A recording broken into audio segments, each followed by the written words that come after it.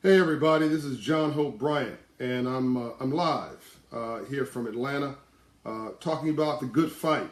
A brother made this shirt. Actually, he has a line. It's David Merritt. He doesn't know I'm doing this. Just gonna give him some love. The Merritt Good, young African American entrepreneur in Detroit, Michigan, a city that's coming back. We're trying to help with that at Operation Hope, getting the city to come back. Right, this is a young black man who's doing it right, raising his family, taking care of his responsibilities, getting an education, being positive, and producing something that's meaningful and cool. Right. So you want to support something, you support him. Like my guy Ryan Taylor, I wear his suits with Drill Clothing. This is what Operation Hope does. Right. But let me get into why this is meaningful to this conversation. I wrote a book called Love Leadership: A New Way of Leading a Fear-Based World. That was probably, 8 years before its time, because we need to have that conversation right now. What's going on in these presidential debates, if you want to call them debates, is uncontrollably, undeniably, overwhelmingly embarrassing.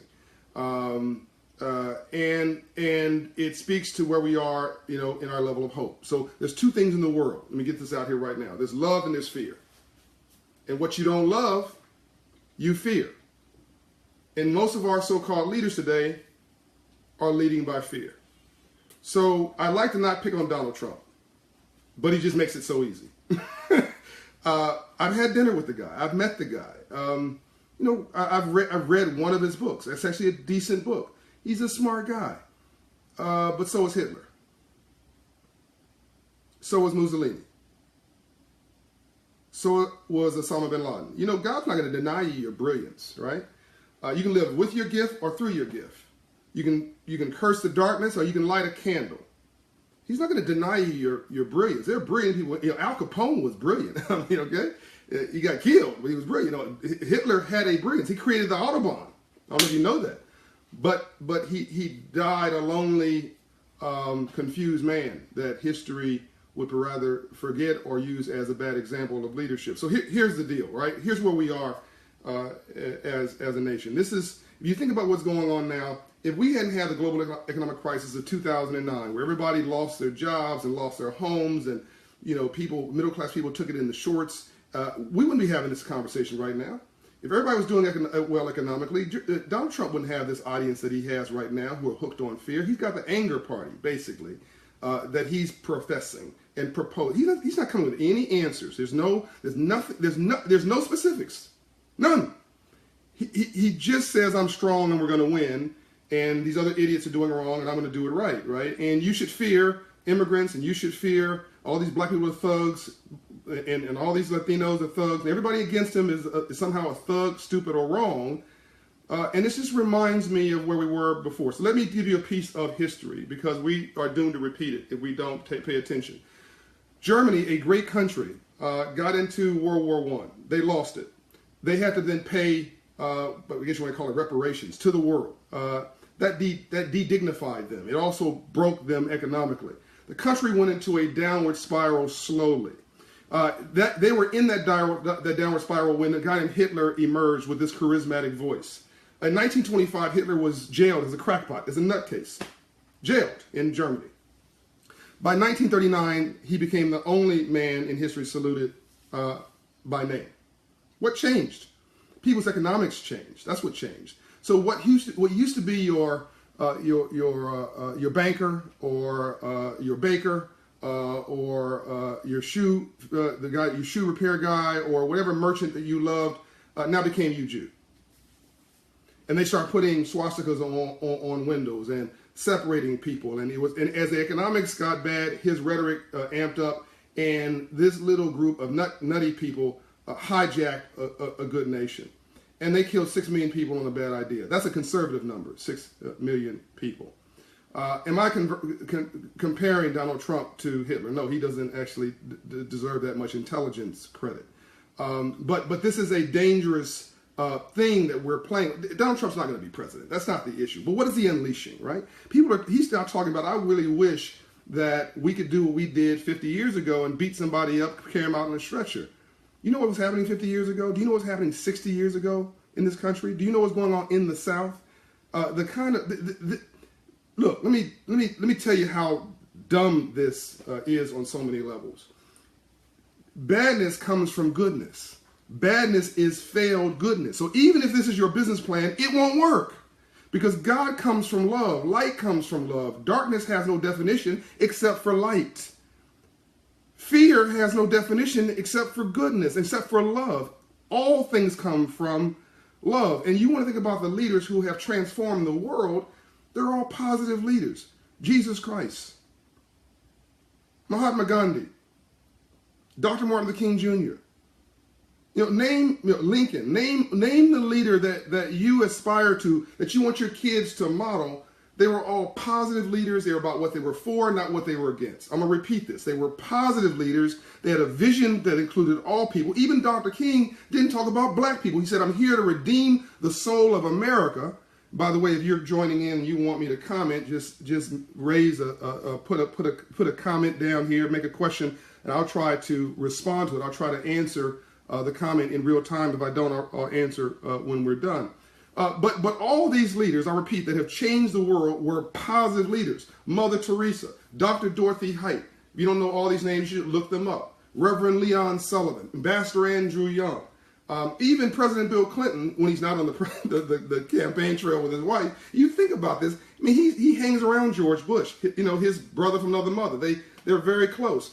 He is trying desperately to bring us all together. Now, these are politics. You get into a fight, you argue, but you can disagree without being disagreeable. You can disagree without being disagreeable. Here's how I live my life. Talk without being offensive. Listen without being defensive. And always leave even your adversary with their dignity. Is that what's happening on this campaign trail? Absolutely not. Is that what's happening with Mr. Trump? Absolutely not. He is just stoking fear. He is promoting anger. He is promoting the most base and negative aspects of all human beings, and it leads nowhere but tragedy. We have been to this rodeo before. It does not last. You may win the battle, but you will lose the war. You meaning those who think that that's a solution.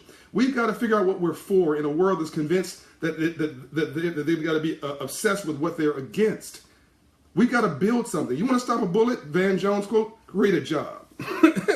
Best way to stop a bullet is a job. The best way to stop all this anger that's fueling this stuff, right, is to help people find a new way of prosperity. Some people believe that if immigrants didn't come in this country, that somehow that you'd have factories in small towns and everything would be great. No, the factories were going anyway, right?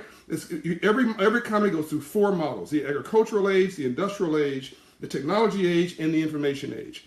The industrial age was, 2 ages ago, right? So to hold on to that is to hold on literally to a figment of your imagination for the past. And the Hispanics that we keep saying are taking our jobs, we don't want to even do the jobs that most of them are doing. I mean, forget white people not want to do jobs. To be honest, the black people I know don't want to do the jobs. We used to do the jobs, but as we aspired and got more education, we don't want to do it anymore. By the way, that's just human nature. Like you work at Walmart, all right? Don't work there for like a lifetime. Go there, do your job, let that be a part of your life, get educated, boom, and go do something else, right? So to think that I'm gonna do another piece on this and really focus on this. This whole nation is made of immigrants. We're all vagabonds, right? We're other than Native American Indians and blacks who got on the wrong boat. Everybody else is an immigrant. If you're a Caucasian watching this, your great-great-grandfather got on a boat, plane, train, came to America and said, I'm going to change the world, I'm going to live the American dream. They were an immigrant, right? The only reason this country is great is because it's filled with immigrants. The only reason we have the largest GDP in the world is because it's filled with immigrants. You don't do business with companies or governments, you do business with people.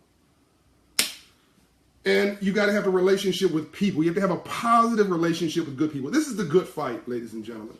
Operation Hope's trying to play a role in this good fight. The civil rights movement, which I love and which we needed. I was about to say with Dr. King, you thought I missed that point. Dr. King didn't even talk about black people. He said, I'm here to redeem the soul of America from the triple evils of war, racism, and poverty. Even with him, he was raising a vision big enough for everybody. There's more poor whites in America than poor anybody else. I'm just as concerned with whites in rural America as I am with blacks in Detroit, South Central LA, or Vine City in Atlanta.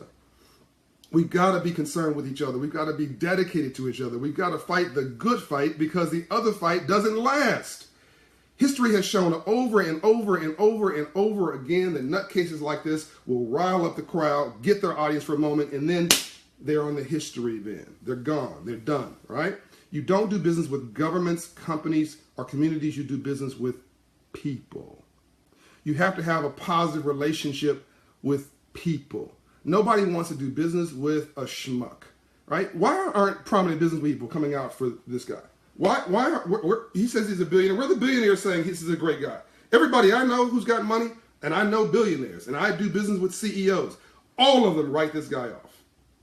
Maybe they're afraid to say it. I'm not afraid to say it. I don't normally get political. To me, this is not political. This is about saving America. So Operation Hope is doing our part. We're we're trying to finish what Frederick Douglass started with Abraham Lincoln, with the Freedmen's Bank, putting in locations in communities across this country to raise credit scores to 700, because nothing changes your life more than God or love, and raise your credit score 120 points. Trying to get people a job, a job, whether you're black, white, red, brown, or yellow, you want to see some more green. Because if you do a class, you get race for free. This whole conversation about race is stupid. I'm going to do a whole piece on how racism is stupid. It makes absolutely no scientific sense. So we are all sort of rearranging the deck chairs in the Titanic here, folks. If you want to argue about good stuff. Argue about the good fight. Argue about things that matter. Join our movement at Operation Hope, or join the Urban League movement, or whatever organization that you love. But do something. Lean your arm against the wheel of change. Make a change. Be part of the change, and live your life in a way that your children will want to emulate. I'm going to drop the mic here because I'm at 11 minutes and 46 seconds. I see there's some good comments here. People have weighed in. Thank you, Tiffany. Thank you, Bridget. So let me say this. Watch how you live your life. It may be the only Bible that anybody else reads. I'm out. Join the civil rights movement. Join the civil rights movement. Just join a movement that's positive. Civil rights was waged and won in the streets. Civil rights will be waged and won in the suites. We're going to create a movement of Project 5117 offices around this country through Operation Hope to lift this nation up and make us great again in a positive way. And no, I'm not running for president or anything else. I'm just loving my people. That means all of you. Peace out.